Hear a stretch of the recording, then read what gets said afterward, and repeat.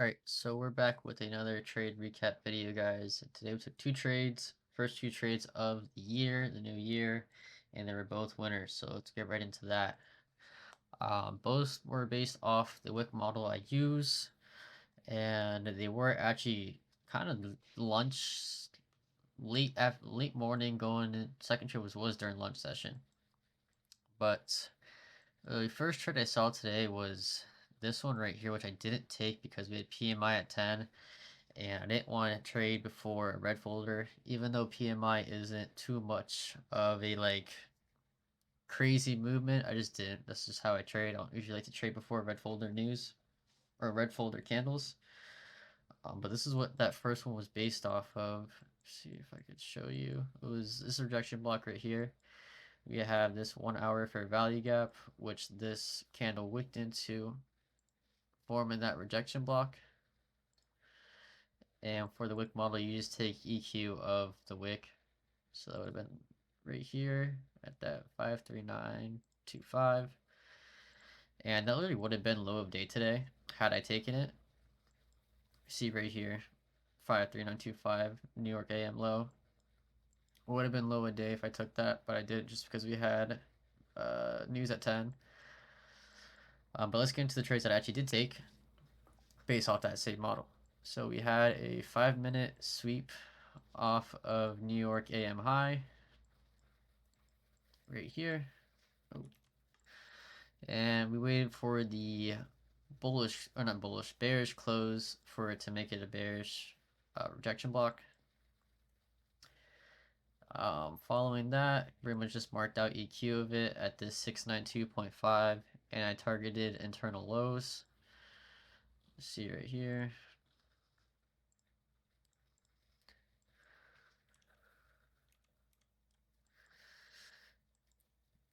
We pretty much get tapped into it, went into a little bit of drawdown. Almost got stopped out. Normally with this model, I use a 10-point stop, standard 10-point stop with this model. But with this higher draw right above it, if this high got taken, I was expecting it to come up into here and take out another level that I liked over here, which was the higher level that I liked more than this one. But I still took this one because it was a good setup. But I didn't risk as much just because of the higher draw rate above it. So normally it's a 10-point stop, but for this one, I just put stops at the high, uh, edged my stop loss, and then played out, took out all these internal lows, like so.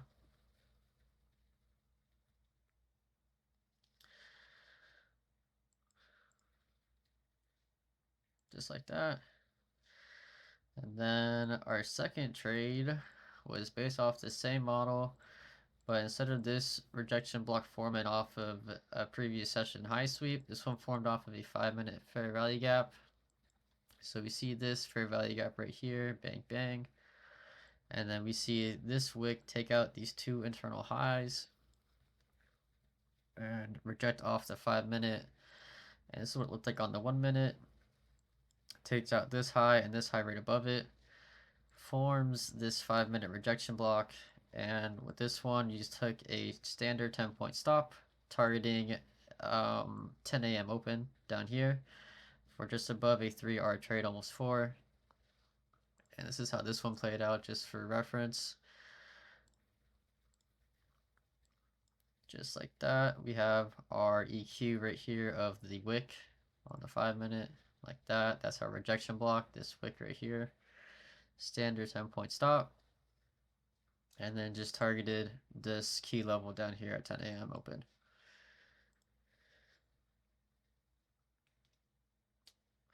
Barely any drawdown in this trade, and pretty much smashed TP as soon as we got into it. Was like a 5-minute trade, if that. And those were the two trades I took today. And this was copied across 12 50K accounts with Apex, and I am working on 8 more to try to get max allocation with them. So that'll run the sec up to 20. And then hopefully once we get that 20, we can start experiencing normal 10K days. I've definitely come a long way since last year, I'd say. I was struggling last year, just with copy trading 3 accounts, and And come around, it was August. I passed um, five more, and then in September I passed another five, which took my stack to 10. And through September to December, I was copy trading 10 accounts. And in December, during their no, I think it was November during their Thanksgiving uh, special, I grabbed two more accounts just to add on to the stack because they were 80% off. I grabbed two more of those, which got me to 12 because I passed those when I sent them on CPI for December. Passed those, and then they did a New Year special now for 90% off. So I grabbed eight more accounts, sent $80. No, it was like 160 actually. They're $20 each. And now I'm gonna try and pass those now to get max allocation to try to get 10K days. Because last year my goal for trading was to have consistent 20K months, and I had that in September and October. It was just shy for August because I passed the other five late in August, and in December only traded for 6 days, and my income P&L was a little over 10 grand. So still consistent five-figure months for those 4 months. So now, new year, new goals. We're going to be trying to get max allocation, 10K days, and then I want to try to have a 50K month this year. Those are my three main goals for going into 2026. But more or less, that's going to wrap up this recap for today. Um, and yeah, if you guys enjoyed or learned something new, this is the Wick model. I don't have this one laid out in the Discord that I run. It's completely for free. It's in the description. The model I have laid out just to kind of help new people focus on one good model is my three-step model, just because that does have my highest win rate, since it kind of uses more confluences for your entry, so it gives it more of a solid chance of hitting. With this Wick model, I do still win a lot of my trades because they are good setups, but I would say it's probably around like a 60 to 65% win rate, maybe 70, but I'd say a safe 70 actually. The three-step model that I use to hit my first 10K month, I would give that one like an 80% win rate, maybe 85, because it uses a key sweep, reversal confluences, and then just a retest just for confirmation. And with that one, your stops are a little bit bigger, so it gives your trade more breathing room to play out. But I wouldn't really consider it a continuation model. It's more of a reversal model. So you kind of get better entries than continuation models. You're more discounted entries, but you're still targeting the same levels for take profit. And that also allows you to have a bigger risk to reward when you have a better entry. Continuation models are also good, but they've never been my cup of tea because I don't like having big stops. I'd rather have a more precise entry with a smaller stop and a bigger risk to reward. Just because the larger your risk to reward is, better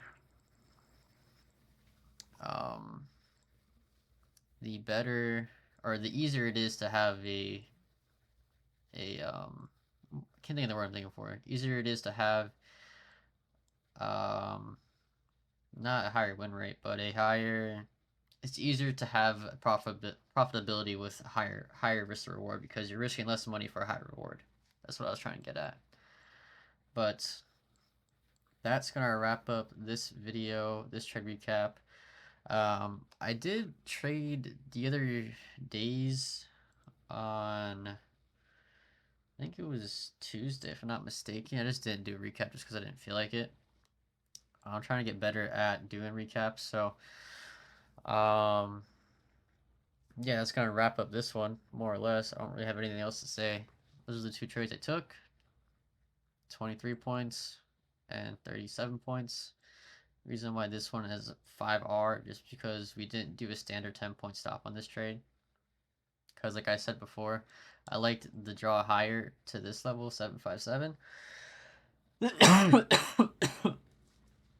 So I wasn't trying to risk as much on this first trade. But it still played out. Just barely played out. Literally, it was like not even 0.25 away from it getting stopped out. But if you guys enjoyed, learned something new, like and subscribe. If you're trying to learn how to trade, I have a full series A to Z guide on how to mark out your confluences and how to use the 3-step model I have laid out. I'll link that in the description, and I'll link the Discord in the description as well. It's all for free. And then if you have any questions, just message me on Discord or leave a comment down below and I'll get to it when I can. I kind of suck at answering YouTube comments just because I don't get notifications for whatever reason. But yeah, that's gonna wrap up this video, guys. I hope you enjoyed. I'll catch you on the next one. Peace.